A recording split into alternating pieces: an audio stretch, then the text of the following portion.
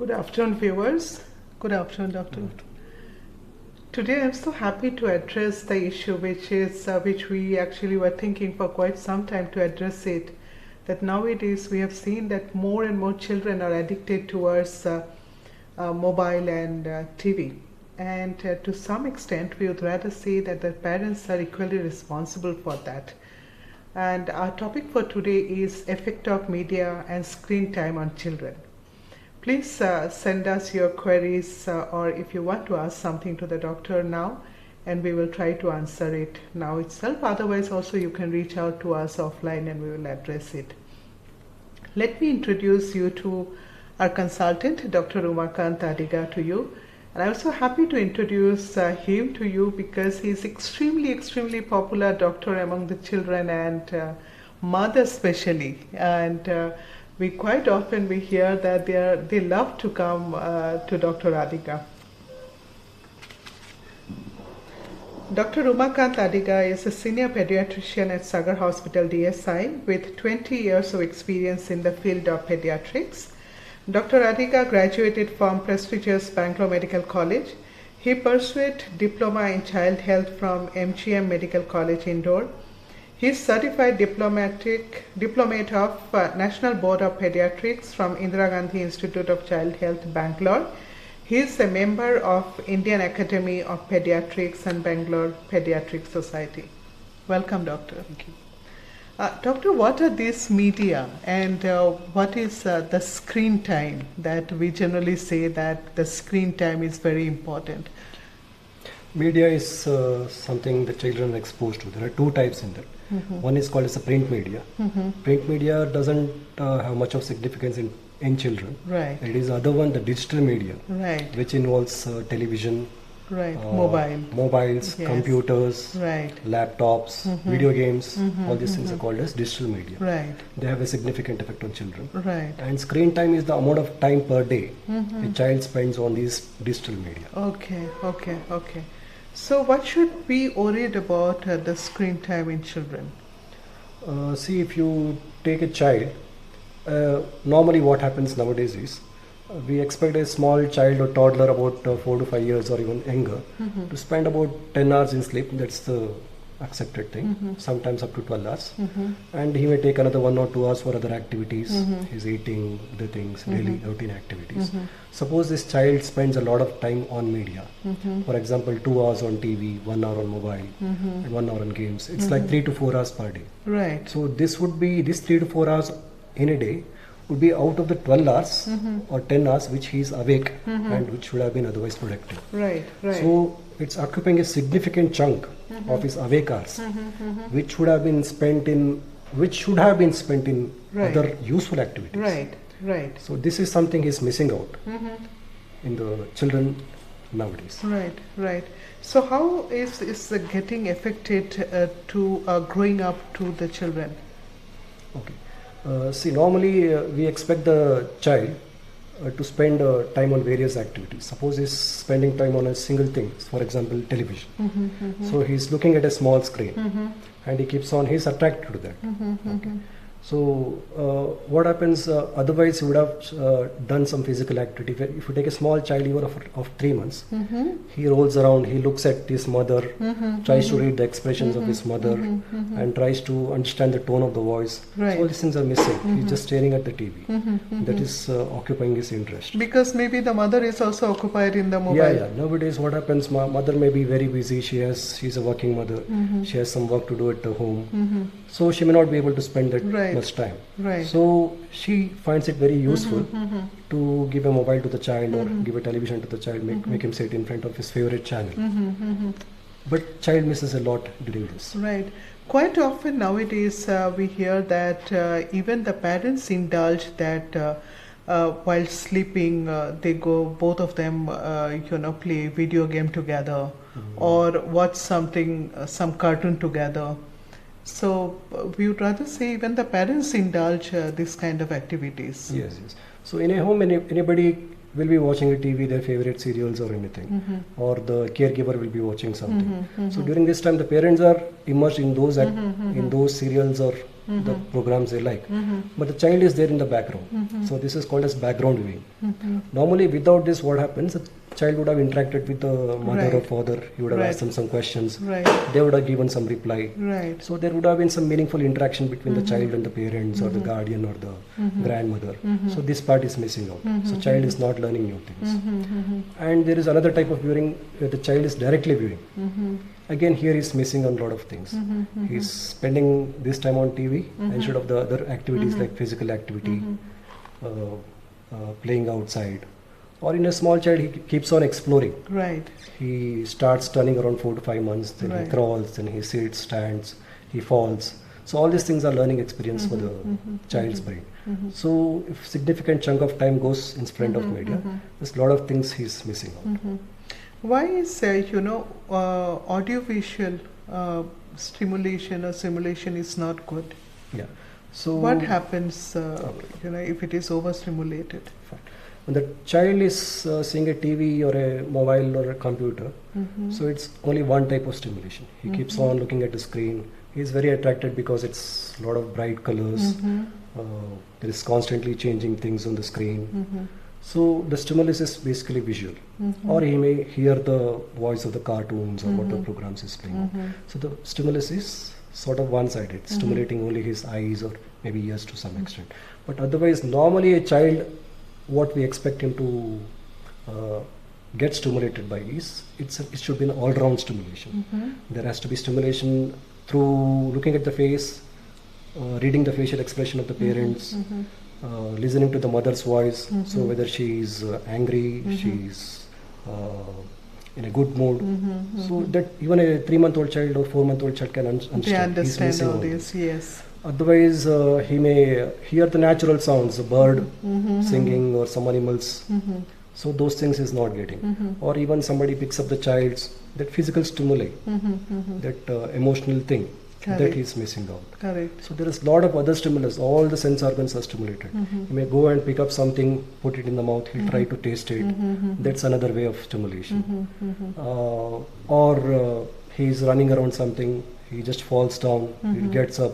So he's learning. His brain is constantly in a learning mode. So this is more so in the first 2 years of the life. This is when the brain grows. For example, if a child is born, his brain is about 333 grams. By the time he's 2 years, his brain reaches almost adult size of 1 kg. So there is a lot of scope for development of brain. How does this happen? This happens when the brain is exposed to a lot of all-round stimuli, not a single stimuli like audiovisual stimuli from the television. So when the brain is lacking this, different sort of stimulations, then there is hindrance to the growth of the neurons. Neurons are the nerve cells in the brain, and every time they're exposed to new stimuli, there are new neural networks which are formed in the brain, and all those networks which are already formed, they get strengthened with every experience, whether it be visual, auditory, or a touch, or a physical thing. So every time the brain is learning, it's in a learning mode, the first 2 years more so. If you see a child, he can learn 3 to 4 languages, whereas as an adult, a 30-year-old, 40-year-old adult, it will be very difficult for him. So child is in a learning mode. It's a very, very important time. So when he misses out this all-round stimulus, and it is limited to, say, a small screen of a mobile or a 14-inch TV, you know how much he's missing out. But contrary to what we have seen now and what we are talking today, we generally see that though they are very much addicted to social media, they even to a small child, if you give a mobile in hand, he or she knows all the technicalities. But then we found that they become very intelligent as well. They're very, very intelligent. I won't say that we were dumb in our childhood, no, that was a different altogether, but then they are very intelligent as well. Yeah, the learning brain is very intelligent because it has got an immense capacity to learn new things. As I said, he can learn 4 languages. Suppose mother is talking some Marathi, father is talking Hindi, and his maid is talking in Kannada, people speak in English at school. He can learn all these languages. It's not a problem at all. Similarly, anything new you give him, let it be a gadget, let it be something else, let it be a normal toy, he is able to learn. So for us adults, learning is very difficult. Right, Learning new right. things are difficult. Right. Our brain is more of static. Right. So we find that the child is important. That, I mean, the child is very intelligent. So many parents take pride in telling that our child is so important. We cannot surf through the mobile. Right. He is so good. Huh. With 1 or 2 clicks, he opens the He does YouTube. that, He bypasses the password. He is like a wizard. Right. But that's not the right thing. Okay. You're missing the point. Okay, okay.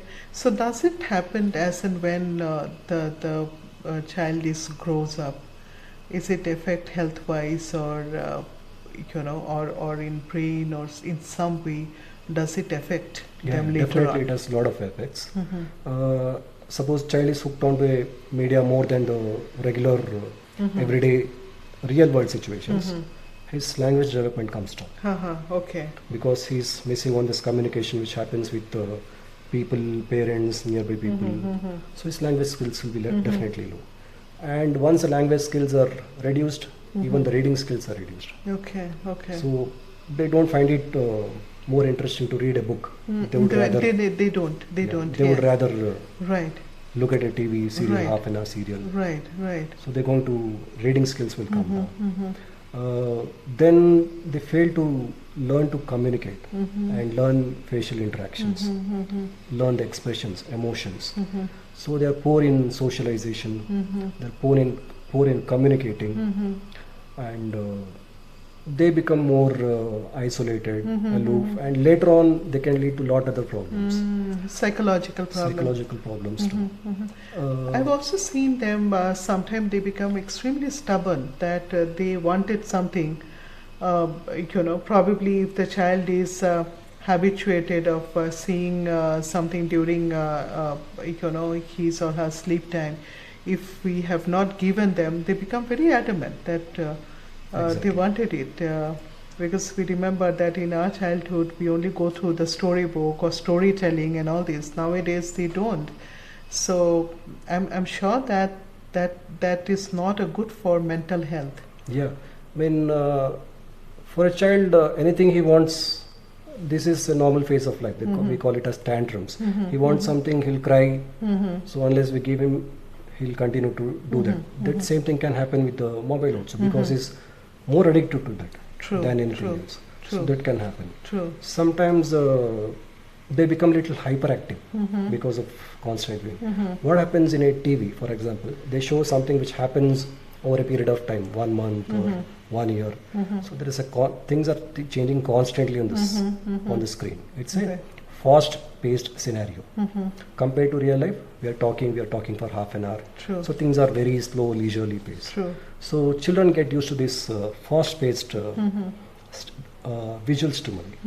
So what this demands from the child is they should constantly shift their attention from one to one. So they have to focus, defocus at a very short period of time. So they get used to that fast-paced things. And this makes them unable to concentrate, give attention on anything. So this can lead to attention deficit. And when they're attention deficit, they cannot focus on anything, they do something, another moment they go somewhere else, they do something, that manifests as hyperactivity. So this is another issue with the visual So how stimuli. often do you get this kind of patients, coming to you? I mean, we do get, if you probe a couple of questions, how do you feed the child? Mother will tell, of course, he's crying a lot, then I'll give him a video, I'll put a song, and then he likes. They think it's normal. There is something unique about the present generation. Maybe we had a television some 30 years back, but it was a single channel, True. black and white. True. You see half an hour program. True. Then news and all, nobody would bother. True. They would go out and play. True. So all these multiple channels 24 for kids, hours. 24/7 things, they're happening recently, 20. Another 10 years, say from the past 10-15 years, we have the mobile. True. Initial few years it was just the True. Nokia 3310. True, true. We didn't do much about it. That True. served the purpose of calling and True. texting. Now we have smartphones from the past maybe 10-15 years, True. which is more ubiquitous. True.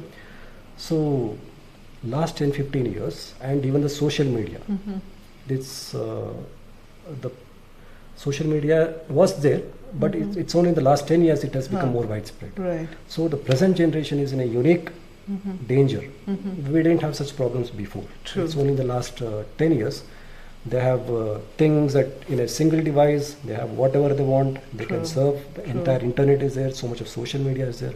So it's a present generation. We don't have precedent for this. We cannot say we study this 50 years back and this is the effect.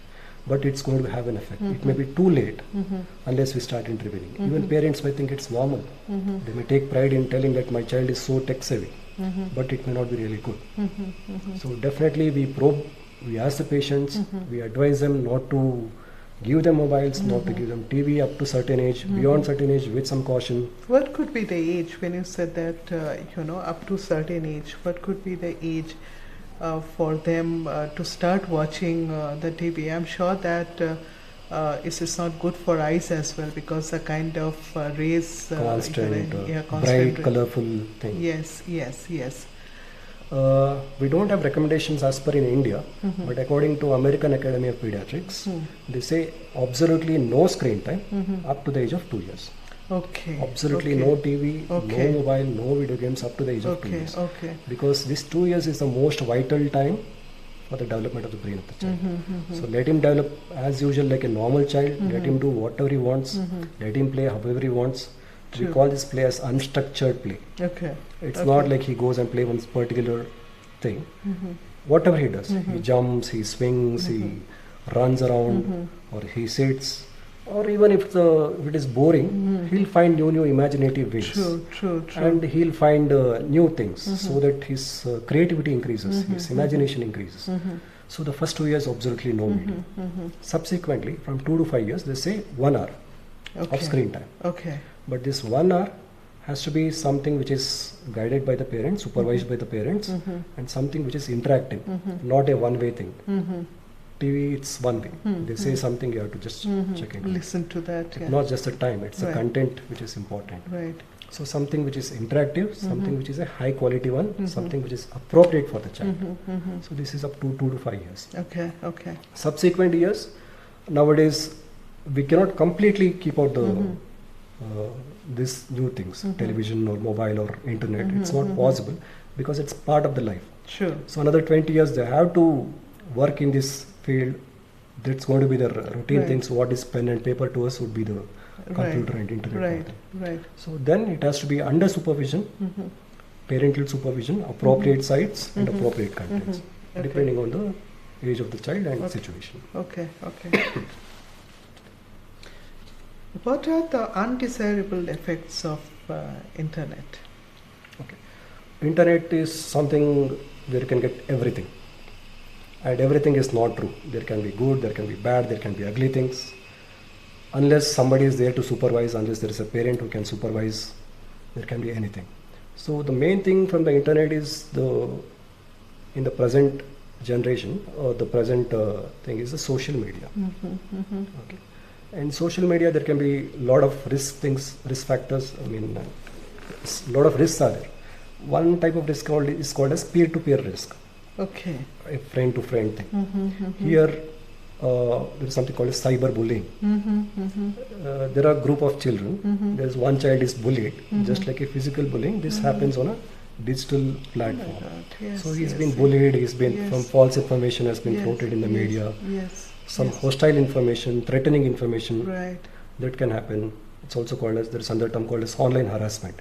It's somewhat similar. Slightly older children, adolescents and teens, sexting. So sexting would be either receiving, sending, forwarding sexually explicit text, images, videos, etc., which is not exactly age appropriate, but it happens. So when it happens between two people, it may not create too much of problem, but when it happens over a wider group, they tend to share images because they don't have this thing that which can be shared, which cannot be shared. True. They may share images which are inappropriate, and when it circulates over a wider circle, then it's going to cause a lot of problem to the self-esteem, confidence, and sometimes it can drive them to suicide also. Very true. Recently, we have seen that quite a lot of, this adolescent suicide is coming up. That, Yes.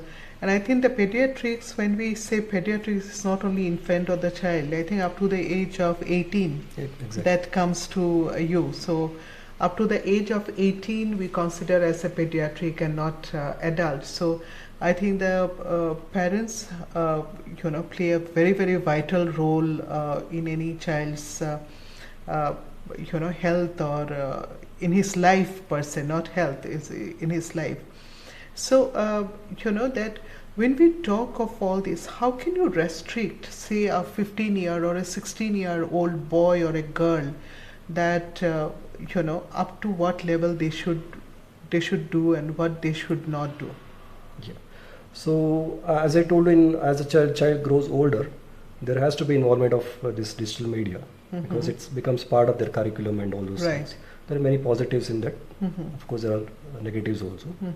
So whenever the child is on an internet or a computer, let it be in a common area, public area, not in a room which is separate for the child. Isolated one, yes. Where somebody can always see what's happening.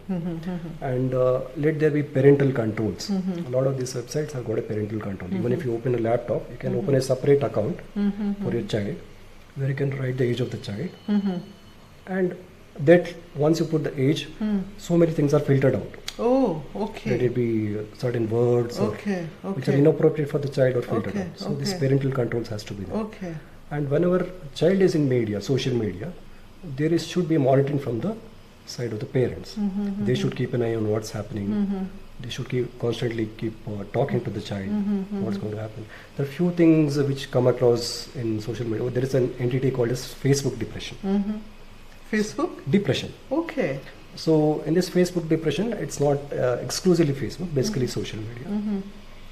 Here the child shows all symptoms of depression. Okay. Like they may have lack of sleep, lack of hunger, they may lose weight, they may feel low self-esteem, low self-confidence, and they are addicted to this social media. So parents should keep a watch. There's any changing behavior of the child, what's happening, they should keep a watch. So here the parental role is very, very important till the boy or the girl become adult. Yeah, till at least 18 years. Till 18 years. Okay. What is media literacy? Does literacy means that does this literacy also required for the parents? Yes, that's something which is important. Whatever it may be, there is a media which you think the child is going to see. First you should know what is that media about. So parents should have this ability. Many parents may not be tech savvy, particularly little older generation. So they may not be tech savvy, and they may give something which may not be appropriate for the child. So media literacy is something where they can evaluate what is this about, they can assess, and finally they can analyze and come to a conclusion whether it is okay for my child or it's not okay for my child. So in this they should see who is putting on this media. For example, it's an advertisement. Who is putting on this media? What is the message from this media or this ad for me, or what I can gather from it, being an adult having so much of experience, what I can gather, or what is the message given to my child, what is the interpretation of the child looking at that, and what are all the techniques these people who are basically sponsoring this media and these ads or anything, what are the techniques they are using to attract the child so that he sees that more. And then you have to come to a conclusion based on all these points, whether this is appropriate. Are there any hidden agenda? Are there some hidden messages for the child? So based on that, then you have to make a decision. Is it appropriate for the child, or is it not appropriate for the child? Or if it is already happening, child does see, you should have a thoughtful discussion with the child, telling that what did you feel about this, what is the truth behind this, why are they doing that. I'll give an example. This is just an example. So there is a health drink. So in this health drink there is a boy, and this is a very famous cricketer. Okay. So he sees that cricketer is taking that health drink and he's playing very, very well. So that this boy also takes that health drink and finally is able to stop a boundary, and the cricketer obviously pats his back and he said it's a secret of you know what it is. Yes. So in this, what is the message? We know the message as an adult, they are trying to attract the child. showing a cricketer. That's a technique they're using. A famous personality is shown there, and they're giving a picture that using that particular drink, you're going to develop so much of energy and skill, Right. and you're going to be a successful person. Right. So that's the message child is going to get. Huh. So you should discuss with the child. It's not just a matter of a drink. It's an entire lifestyle. There's so much happening behind the scenes. The Right. cricketer has dedicated so much time. He takes so much of diet. He spends so much of time on exercise, and because of that, he's able to perform like that. And it is just It's a not narrow about the- window of what you're Right. seeing. Right. So it's That's the one way when I have to- communication, I think, is very important between the child and the parents, which probably is lacking nowadays because of stressful life that now everybody is going through. Less and less time they spend, and then there is a schedule of working at night also. Exactly. So sometimes it so happen that apart from weekend, even the child do not see The parents, the yeah. parents. Yeah, so which is as a society, I think is extremely bad. Are all media harmful to the children? No, we cannot tell in a single statement that everything is harmful. Definitely, there are a lot of uses, particularly in the school children or in the older children, because it contains a lot of information, a lot of positive information. It increases scope of the child to learn new things, and it encourages them to do the group activities. Like there are peers, there are people from the same class, so they can do group activities. They can exchange thoughts among them. They can do in a better way, or they can also be creative. They can, for example, they go to some place, they can write a blog about that. Right. They can make Right. videos about that. Right. Okay, Right. or they can access information about the health. Somebody has got a health condition, so you can go and see in the website. You can learn about his health condition, what is to be Right. done, what is not to be Right. done. Right. But good is there, but it's hidden. So that's where the role of parents come. So they have to filter it out. They have to be there always. They have to supervise, monitor. They have to be always there. Okay. Our time is up. I think there are a lot more to discuss about that. I'm sure that doctor has to give you the take back home points. Is equally important for the parents to be more and more and more associate with the children, to see that in a day-to-day life that what are they doing, and to communicate. The more we communicate to the children, the more they will open up. Doctor, any take on points from your side? Yeah, I would like to repeat a few points. No screen time, no media up to the age of 2 years. Between the age of 2 to 5 years, restricted to 1 hour Right. of a very good, interactive, thoughtful program. Beyond 5 years, depending on the academic needs, the something which is supervised by the parents, monitored by the parents with appropriate controls, those things can be done. And regarding social media, always keep a tab. Teach your child what can be shared, what cannot be shared. True. Okay. And if there is any problem, always have a good talk with Right. the child. That will bring a Right. lot of things. And nothing should come as a habit that, for eating, the child need this. For sleeping, the child need this. It should not become as a habit. So keep on having the habit of both the digital media as well as storytelling. The child, we found that they nowadays they're extremely matured. So we can have a mature discussion with child, and also you can see that what interests them more. You can discuss with whatever the interesting things we are having. We can also think that the child is a child, but they're not. We can also discuss about that why the Chandrayaan has failed. And the more you discuss with the child, the more they will come closer to you. And this, as a parent, is a request from, as a hospital, we request that the parent also has to learn to minimize their social media habits. Exactly. Even we have seen that the parents are continuously on social media or a WhatsApp or on a Facebook. They do not have the time for the children. So thank you, doctor. Thank you. Thank you so much, viewers.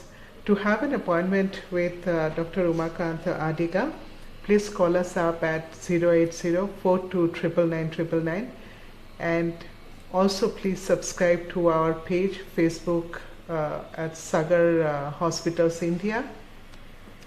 On 28th of September, that is next Saturday, we are organizing a walkathon on the event of World Heart Day, which falls on 29th of September. We are doing a walkathon on 28th of September. Please come and join 6:30 in the morning at Sagar Hospital, Banshankari.